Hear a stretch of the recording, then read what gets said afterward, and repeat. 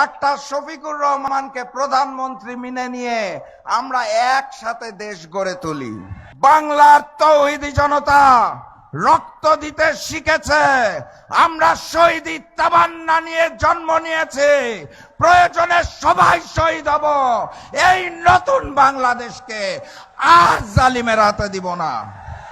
একটা বার আমি বিএনপির মঞ্চ থেকে বিএনপির বড় কোন নেতার মুখে গণভোটে হার পক্ষে বক্তব্য শুনি নাই। সঠিক মাত্রায় আয়োডিনযুক্ত ও বিশুদ্ধ লবণ নিশ্চিত করছি 1.5 যুগ ধরে ভালোবাসার নিড়ে। ACI পিওর সল্ট মেধা বিকাশে সাহায্য করে। আমির বাংলাদেশ গড়ে তোলার জন্য কাঁধে কাঁধ মিলিয়ে আমরা একসাথে কাজ করতে রাজি আছি।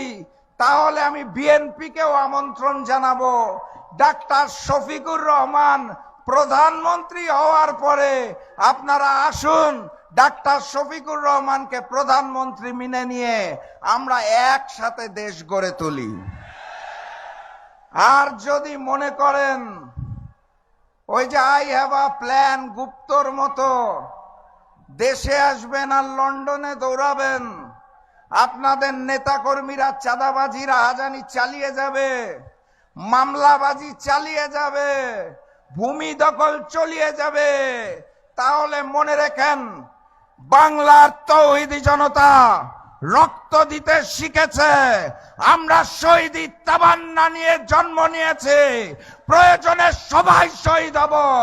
এই নতুন বাংলাদেশকে আর জালিমের হাতে দিব না। বিএনপির মঞ্চ থেকে গণভোটে হায়ের পক্ষে কোনো দাবি শুনেছেন? বলে না কেন? কি বলে? 31 দফা আছে তাদের, কি কি জানি, সংস্কারের জনক, সংস্কার চায়। একটা বার আমি বিএনপির মঞ্চ থেকে বিএনপির বড় কোন নেতার মুখে গণভোটে হার পক্ষে বক্তব্য শুনি নাই। প্রেস কনফারেন্সে সাংবাদিকদের প্রশ্নের মুখে, চাপের মুখে কোন কোন নেতা বলে নায়ের পক্ষে যাওয়ার সুযোগ নাই আমাদের, তাও মুখ দিয়ে হা বার হয় না, বলে নায়ের পক্ষে যাওয়ার নাকি সুযোগ নাই। সংস্কারে এত ভয় কিসের?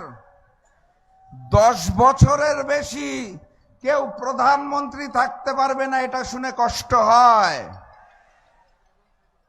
যদি ঘুরে ঘুরে বিএনপি থেকেই অন্য নেতা প্রধানমন্ত্রী আসে, তাহলে সমস্যাটা কোথায়? এক পরিবারেই কুক্ষিগত করে রাখতে হবে। শেখ পরিবারও চেষ্টা করেছিল বাপ দাদার পৈতৃক সম্পত্তি বানানোর জন্য দেশটাকে।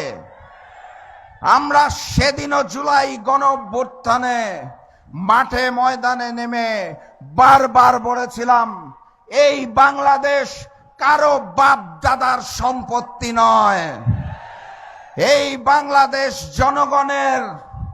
জনগণ যাকে চাবে তাকেই দেশের সেবার দায়িত্ব দিতে হবে।